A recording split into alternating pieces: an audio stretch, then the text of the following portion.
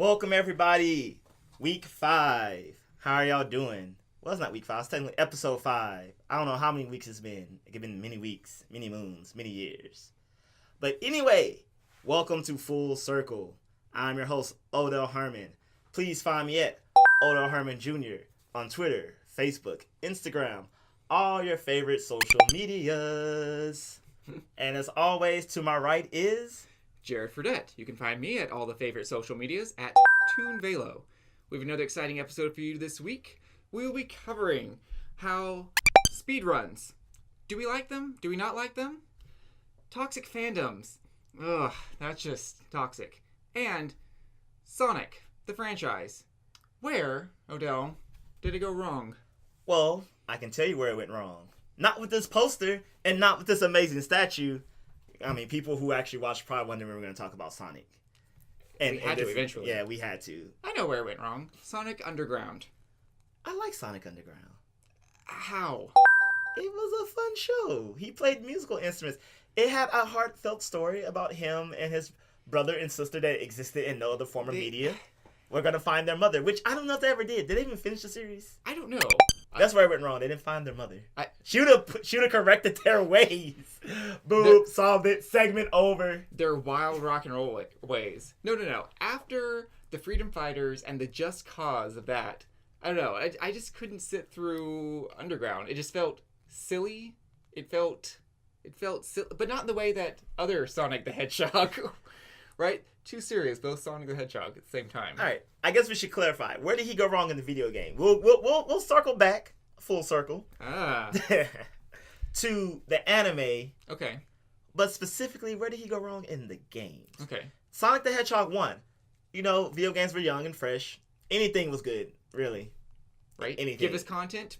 We love you. Sonic the Hedgehog 2 really stapled Sonic as like a heavy contender. Introduced Tails. Knuckles wasn't in any way, no. I don't believe so. We started to see the remnants of an actual story. Sonic 1 was just like, you're in a zone, don't know why you're here. Here's a fat guy. Sonic 2 gave, some type of backdrop to that story. Mm-hmm. Sonic 3. And great Knuckles. And Knuckles. I was getting there. And Knuckles. Still considered one of the best Sonic games to date. It's pretty good. Sonic Adventure 1, first 3D outing. His first 3D outing that was probably well received. Mm-hmm. Sonic Adventure 2 gave us Rolling Around at the Speed of Sound. This one's my favorite. Places to go, gotta follow my rainbow. All right, you know that song. You were singing with us. Yeah, you were. And then from there, it started to get downhill. It did. And I mean, this is going back to the anime. I mean, the first two, Sonic the Hedgehog and Sonic the Hedgehog, two shows of the same name, vastly different. One was dark. Mm-hmm. One was like fun and lighthearted. Fun and lighthearted. Right? It taught me the song of the Mountain King. Dun dun dun dun dun dun dun dun dun dun dun dun dun dun dun dun dun dun dun dun. Is this our musical episode? This is our musical episode. Yeah, we had to get there eventually. So, the game after Sonic Adventure 2, I believe, was Sonic Heroes. Ugh. Maybe. I'm not, don't quote me on that, but that was okay-ish. It was okay. I mean, again, compared to Sonic Adventure 2, it clearly was just not as good. Yeah, and, we started to get the Sonic and the Black Knight and the Sonic and the Rings. We started to get gimmicky. We started to get real gimmicky. What's gimmicky about taking our fastest character and making him the slowest werehog imaginable? He's a werehog. The game was painful. The game was literally painfully slow for me. Alright, so we're just saying a whole bunch of random things, but to frame this argument, Sonic started to go downhill when, one, we started to see other characters besides and Knuckles. It used to be and Knuckles, and Amy, and Big, and Gamma, and Shadow, and Rouge, and Vector, and these are actual names. I wasn't BSing you. And Silver, and Chaos. And Chaos, and Blaze, or Blitz. What's his name, Blaze or Blitz? I don't remember. Blaze the Cat. Blaze the Cat sounds right. We're going to go with Blaze. Mm-hmm. Point is, they started to add... They thought new characters, so much like bad fan fiction, will... okay. We're just going to say things that are wrong with Sonic, because as the more I speak... Sonic was good until Sonic Adventure 2. And then we started to get more characters, more games, more gimmicks, and everything went downhill. You didn't have your own DeviantArt Sonic OC? No. And then, I mean, I was going to make one with the new Sonic Forces where you can make your new own DeviantArt Sonic OC. But at that point, I was too hurt. I was too hurt and scarred to keep playing Sonic games. Ugh. This reminds me of the meme of Courage the Cowardly Dog with making Miriam mac and cheese. Here, I made this. Too cheesy. I made this. Too noodles. Made this. Too few noodles. Made this. Too salty. Made this. Too hot. Do you like mac and cheese? I hate mac and cheese. You know what? That's what Sonic did. It was like, we're going to go fast. Okay, too fast. The camera's moving. I can't tell what's going on. I'm just running and pressing forward and hoping I don't die. Mm-hmm. All right, we'll go slow. Too slow. I'm not a werehog. The level takes 30 minutes. Excuse me. A Sonic the Hedgehog level takes 30 minutes. At that point, I'm fairly certain Bowser in Odyssey is running faster than him. Oh, that's... Which was a fun level. Yeah, it was. Spoiler alert, you take over... Well, okay, spoiler alert. You take over... Bowser in Super Mario Odyssey. That game's been out long enough. It has. It's been out... It's new to me. I just played last week. Yeah. I collected 999 moons. Mm-hmm. You didn't just pay for them? I know, I did just pay for them. Collected them. Impressive. Yeah, I did. Go me. Woo! Doing a little happy dance on camera. So, yeah. Too fast. Too Make slow. yourself... So it's like, oh, well, you can't tell what's going on, so we give you all the control. Now it's bad platforming. Now it's too much platforming. Now you're a genie, because why not? Sonic became a genie in Sonic and the Lost Rings. I played that one. He became a genie. Oh. Or he became... Instead of going Supersonic, he went like Supersonic Genie. I kid you not, because... Supersonic God Supersonic? Yeah, and you fought like an evil genie because, like, you know, like the 7 wishes was 7 secret. Oh my god. It's more like a Sonic intervention. It is. So today we're talking about Sonic. Everything he's done wrong. And who can save Sonic? I thought Nintendo could. But you know what? I think they still could because Nintendo has licensed Sonic games, but it hasn't been developed by Nintendo. Sega let Nintendo develop a Sonic game. You've already bit the bullet and sold your soul. You have literally tried to pump life into his dead corpse for a while. Mario was the clear winner here. Right? You don't make consoles. Let Nintendo make a Sonic game. Just let them. Please. I bet it would be good. Oh yeah, no, because Nintendo has that quirk of doing everything not the way you expected it, and it's just golden. Yeah, so what do you think? So Sonic has to be fast, but like platforming was still good. So I think, does he need to be breakneck speed fast? Maybe have those points.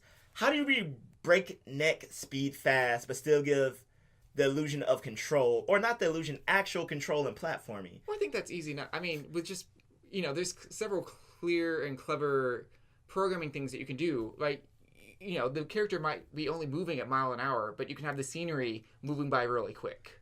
Yeah. Like, just because Sonic Adventure, you never truly felt like there were points where like he wasn't running breakneck speed. Oh my God, what was that? You were never out of control. Yeah. Yeah. And that's the thing. It's weird. They did that in the Dream. Oh, what are you thinking of? Have they done the thing where everything slows down around him? That feels really obvious, and I feel like they should have done it, but I don't remember them doing that. Like he enters some type of like bullet time effect? Yeah. I'm gonna say no. That would seem like the really obvious answer here. It would. Or just have like segments that involve like, you can tell he's moving fast, but it involves like really quick dodges and Right. Yeah, you yourself were actually moving in it, like, but it just appears you're giving that the bullet time effect of just. Yeah, that feels. The thing that I don't understand for the Dreamcast for that time, we got a very. If you don't like Sonic Adventure, at the very least you think it was a decent game. Oh yes. Everyone thinks it was either good or decent. No one thinks it was trash or horrible. Like the current consensus of Sonic games are trash and or horrible. And at the very best, playable. Which at that time, you're just saying, yeah, it's something to watch on Netflix while I fold laundry. It's something to play. Yeah. Oh, and then Sonic 06. You know what? I'll give it to Sonic 06. There, we got back on topic. Sonic 06 was the official. Yep, Sonic it's all downhill from there. Cause like remember Sonic Heroes was still playable. It had a 3-person. It was still gimmicky and had its. I'm having fun when I'm playing the Sonic and team and not so much anyone else. Mm-hmm. But I got through it just fine. Sonic 06, And I remember I was so excited for the game. The trailer was epic. It was like a mature, but not like I'm gonna kill people mature Sonic. Mm-hmm. And, it had the nice graphics of a new age. So yeah, Sonic 06. That the topic was, when did Sonic go downhill? That was Sonic 06. For the anime, for Jared, he says Sonic Underground. I'm gonna give it to Sonic X. Yeah, Sonic X was awkward. Sonic X was like Sonic puberty. Yeah, it was like, why do we need a kid main character that has to be... They basically went through Sonic Adventure 1 and 2, and I think maybe another game. They retold the story, but they had a kid that had to somehow insert into the story, and there was really no need to. They just kept trying to make him important. There wasn't, right? Like, he never served any real purpose other than explaining why Sonic and friends are crashing at this mansion. Yeah, How come they're staying rent-free at this mansion? Yeah, and it was like they were from a different universe, and now they're in his universe. But if you're going to retell the story of the games, they could just be in a universe where Sonic exists, because in all the Sonic cartoons, he exists among people. Right. And other anthropomorphic... Other anthropomorphic animals existed, and everyone's just cool with that. Yeah. But... And they existed with, like, real animals, too. It was just like, hey, it's Sonic. Hey, that guy. Yeah. So, did they really need to go to another dimension? And Robotnik himself is a human. So... it's true. Oh. Is he? I always thought at points he was a cyborg. I guess depending on the adaptation. No, there is a robot version of him. Yeah, in a Freedom Fighter version. Yeah. Oh no, I mean, like, there's an actual Robotnik. Yeah. Robot Eggman. Robot Eggman. He'll always be a Robotnik to me. Yes. That was one of the few times the English translation gave us a good name, and I prefer Robotnik over Eggman. Definitely. But all this Sonic trash talking, I have to ask, Odell, are we being toxic fans? No. We are being progressive fans. We are clearly pointing out the flaws of something we like and giving constructive criticism and solutions to these problems, hoping to elevate the franchise. Toxic fans, though, for example, would be Steven Universe fans. Oh, they have... I guess I should say overall, for toxic fandoms, it's this weird, uncanny ability that they feel they own the series... And owned as in they've created it, produced it, somehow come up with storylines and complex characters and ideas. Right. Which they got none of. And they feel that the series owes them something. I don't feel like Sonic necessarily owes me anything. I mean, maybe a good game, but you just want... But after so many years, I just want a good game. Right? Because it's... particularly, I'll just stick with Steven Universe here. Whenever we have slow episodes, you hear a lot of complaints in the fandoms like, it was boring, or, it was obvious, I didn't like it, it didn't speak to me. But you have to remember, this isn't targeted at, late teens, early adulthoods, random 40-year-olds. It's a kid's cartoon show. So ultimately, you guessed it, it's for children. Yeah, so, the special episode where instead of fighting the diamonds, Steven decides to deliver mail with Jamie, it's what kids need. And no, we get it, we understand. Not every episode is going to be gold. There are going to be some episodes you don't like. There are going to be some episodes of any great show that are just boring, put simply. Right. But to constantly bash and rain on the parade of, first of all, anyone who likes it, anyone is entitled to enjoy any form of content they seem fit. Just because you don't like it doesn't mean you have to bash people for it. Mm-hmm. And of course, across every medium, there will always be these people who do it. But the people who call themselves fans and are highly committed to the show, but yet just spew poison at other fans and the show itself without constructive criticism is mainly what we're talking about when we say toxic fans. Exactly. And Steven Universe, sadly, has a very toxic community. Another example of a toxic fan with a toxic community are fan theories. While fan theories are fun and delightful, and yes, not all are good per se, but when you destroy what the show was trying to present to you, for example, all gems are female. That was not done unintentionally. They take female forms. They're technically genderless, but they use female pronouns. They take female forms, and for all intents and purposes are females. Right. Now to be like, okay guys, the biggest secret in the thing is that the leader of the gems, White Diamond, the main gem, is a male. Because what better choice would it be to lead all females than a male? Because clearly it can't be a female because we need a male hierarchy. And it's like, what are you doing? You're honestly being misogynistic and trying to take this, what is a good part of the show, female empowerment, despite the main character being a male, is trying to take your misogyny and put it on the show and then explain why it should be a male. Not that how there's nothing that hints it will be a male. There's nothing in the show that will ever say it would be a male. And if it turns out to be male, I don't think so. It is. But to insist upon it as being canon is just absurd. And to say things like, and if it wasn't a male, then the show is now stupid. To attack the show, to attack the fans for disagreeing is just being toxic. Yeah. And it's a kid's show, like you said. It's a kid's show. And I mean, My Little Pony didn't have a toxic fandom. Kind of creepy, per me. Sorry. The whole brony movement can't get behind that. Can't get behind it. If you do, nothing against you. Me personally, as an adult male, can't do it.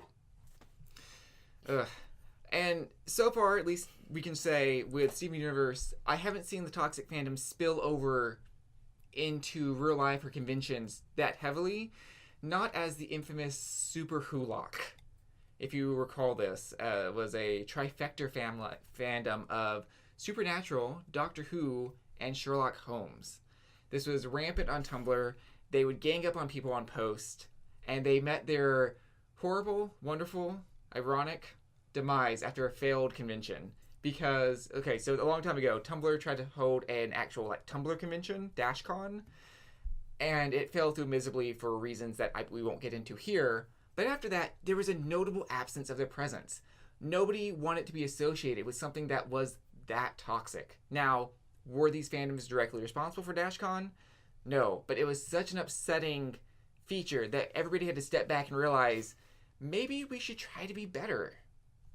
Which we should. Like the MCU fandom. Oof. Which, we're not talking about Marvel Comics. We're not... It ties into that, but we're explicitly referring to the Marvel Cinematic Universe, a.k.a. the Marvel movies, starting with Iron Man 1. Not the Spider-Man by Sony's, just strictly, the Marvel productions, up until we started with Iron Man, ending with Infinity Wars. So this fandom is toxic for many reasons. It's made up of people who aren't necessarily fans of Marvel or the comics, just superhero action-y movies. And there are certain rules in geekdom, like no spoilers, respect, if you're going to have a discussion about something, either frame it with spoilers, ... plenty of spaces, save it. So I'm going to say a lot of regular people who wouldn't partake in any other form of geek culture partakes in the MCU. Mm-hmm. So we're getting the toxic fans that are, I would call the snobs of, oh, obviously you didn't read issue 23. That was a callback to this and that. And I'm so entitled because I went and researched all this information. That does not make you better than someone just because because the MCU is in its own special bubble. So the fact that something happened outside of that doesn't really matter. Yeah. Right? No, yeah. Toxic fandoms are full of gatekeepers. People who feel you must be this much of a fan to pass as being a fan based on arbitrary limits that, let's be honest, is a raising bar. They'll keep asking and one-upping you until if they don't feel you belong. To put it simply, it's dick measuring in the geek world. Sorry for the vulgar people, but that's what it is. Plain and simple. Yeah, there's no other word for it. Yeah. And speaking about spoilers, for example, Infinity War has been out, and I'll ignore the memes because if you haven't seen the movie, the memes may not make sense, but there's been enough of them to where you probably get what it's alluding to. But people explicitly go on social media and talk about main points. Oh, it made me so sad when X happened. Oh my God, can you believe the reveal was this? This is a fake spoiler. Can you really believe that Aquaman was Batman? See, it's not in Marvel, so that's okay. But you get it. I should say though that as someone who, if you've been a fan of our show and have watched us, know I probably haven't seen Infinity Wars. I haven't seen it. So, admittedly, various things still have not been spoiled for me, and I am impressed with that. It's been out for nearly a month now, and I still don't know spoilers. To be fair, you kind of stay away from social medias that, like, Facebook is the main culprit of this, and I feel like you stay away from Facebook. No, I am talking about on Facebook because on the very same news feed where I follow people who are Marvel fans, I follow Steven Universe fans. And while it's been a month since Infinity Wars, the day of the latest and biggest Steven Universe spoiler ever, people were just instantly posting on things like merchandise pages. Just like, not memeing, not joking, just flat out saying the big spoiler. So, and at least I'll give credit to the Marvel Cinematic Universe fans here. There's clearly far more of you than Steven Universe fans, and I feel they've done a better job. But like you were saying, it's not the whole Marvel Cinematic Universe, but a select group, kind of more of a niche group with inside of it, that the gatekeepers that are making it toxic. Yeah, the gatekeepers, and I've seen a lot of this on my feed where people are like, "Huh, I don't care." Like, they will say they don't care about the characters or the story, or that it's just comic books, so their spoilers don't matter because they're not real. And my thing is, okay, that's toxic in itself, because basically you're saying, since I don't care about it, therefore the greater world or other people shouldn't care about it. I'm just spoiling something that doesn't matter. But it does matter to people. It's almost like saying, I'm being an ass on purpose, but I'm being an ass about a subject that's not important to me, therefore it shouldn't be important to no one else, because it's just kids. I have a headache. No, even though the logic is so flawed behind it. Right. I mean, like with anything fictional, story-wise or video game-wise, it's all about the story. It's all about the plot. It's the adventure you take along the way. So with that being said, speedruns. Do we like them? I personally have mixed feelings on them. I like speedruns. For those who don't know, speedruns refers to when you play a video game and you beat it as fast as humanly possible, which can get pretty impressive. For example, Legend of Zelda Breath of the Wild.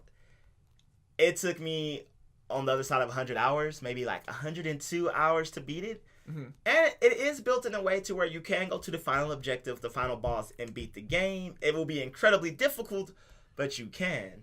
So what took me 100 hours to do took someone 45 minutes. Mm-hmm. Which raises the other question I kind of wanted to get to a little bit later, but we can get to now. Specifically with Nintendo speedruns, do amiibos count? So amiibos allow you to gain in-game items instantly by purchasing a little figurine. You click the figurine on your game, you get the item. So you can get something like a horse or good swords and shields.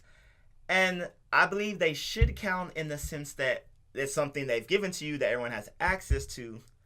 But they shouldn't count in the sense that how much impact do they have on it?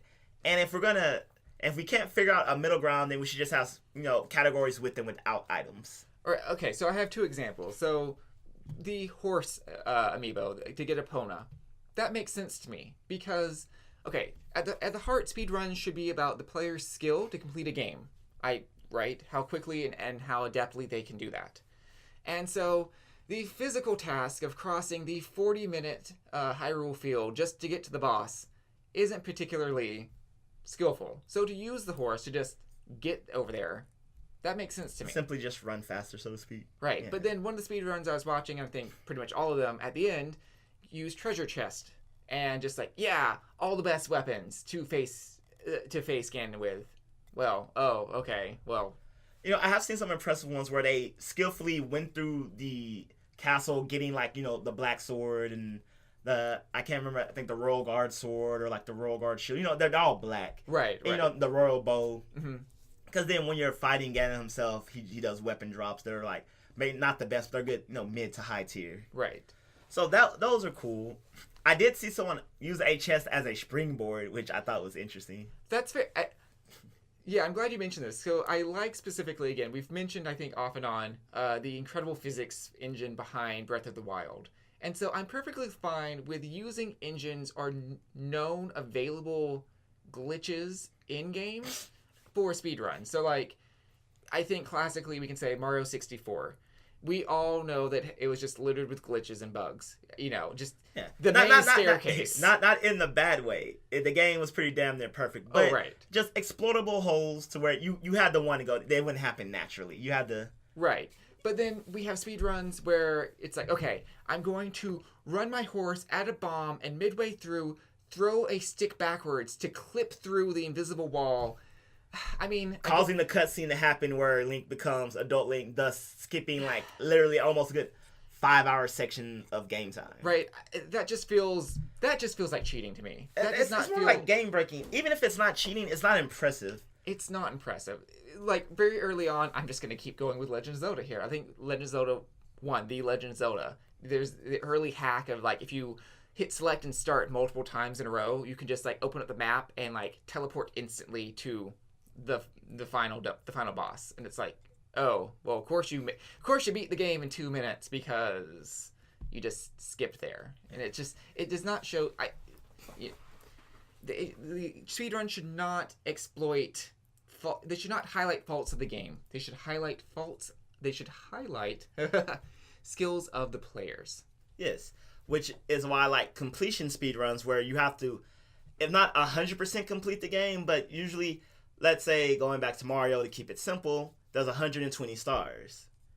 You can glitch fest all you want to, but you are literally going to have to play the game in its entirety to collect all the stars. There might be some stars where you can glitch to get. So instead of, like the one with the, in Bob-omb Battlefield, there's a giant chain chomp that hits the door. Yeah. So there's a glitch you can do where you can phase through the bars. Okay. Which, honestly, and all truthfully, is only going to save you about 2 minutes tops off your speedrun. So I can get that. 2 minutes matters overall, but it wasn't something, one, game-breaking. Right. Or two, and it took skill. Like, it's very precise movements. Mm-hmm. I would say it takes more skill than to do it the right way, almost. No, yeah, definitely. Yeah. And again, that didn't game break. It didn't launch you and somehow change your star count. Right. And games like Final Fantasy, even if you skip a segment, usually in most RPGs, there's optional bosses. The only reason you play through things in its quote-unquote entirety is because levels, and you literally have to be beefy. So if you somehow beat the level 30 boss at level 21 just because of the right loop of attacking and healing and magic, kudos to you, because right, usually they beat boss in one try, and I could be 10 levels above the level cap and die 1,000 times. Right, because yeah, like you say, it's the game mechanics, the game abilities themselves. Like, if you don't know how to dodge in Legend of Zelda, what are you doing? How did you get this far and not know how to dodge? Because you're just gonna die. So I think they're impressive in their own right. People are gonna keep doing them. Oh yeah. I feel like certain games don't need speedruns. For example, I know you can do fighting runs and speed games like the story. Mm-hmm.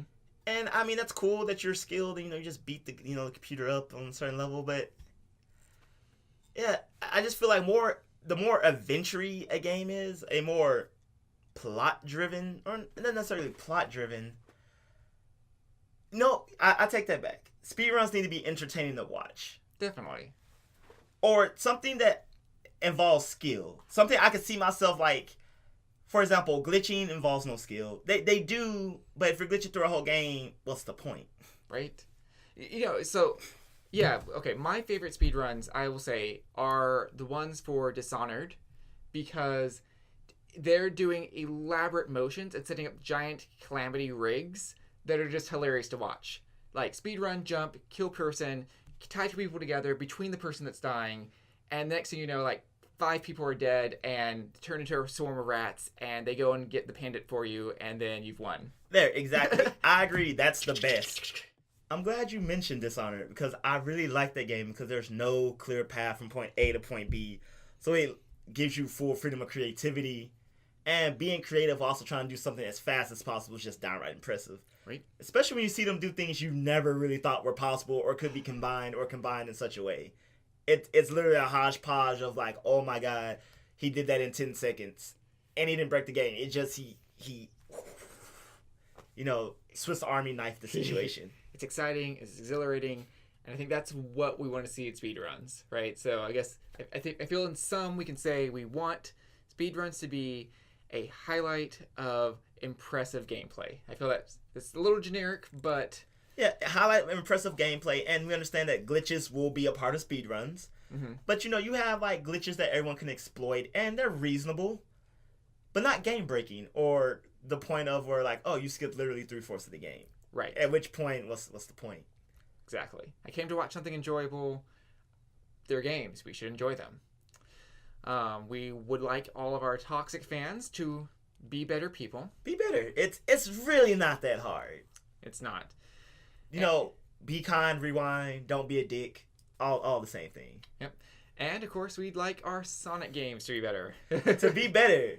We tried to figure out where they went downhill. We kind of did that, but it was really just a Sonic intervention is what that was. Pretty much. But we hope you enjoyed this episode. We hope you like, subscribe, and share. I'm Jared Fradette at Toonvelo. I'm Odo Harmon at Odo Harmon Jr. And, follow us. I mean, we thank you for following Full Circle, but if you follow us, you'll get insight into the person behind the voice or camera. Mm-hmm. Voice and camera. Yep. As always, until next time, we are Full Circle.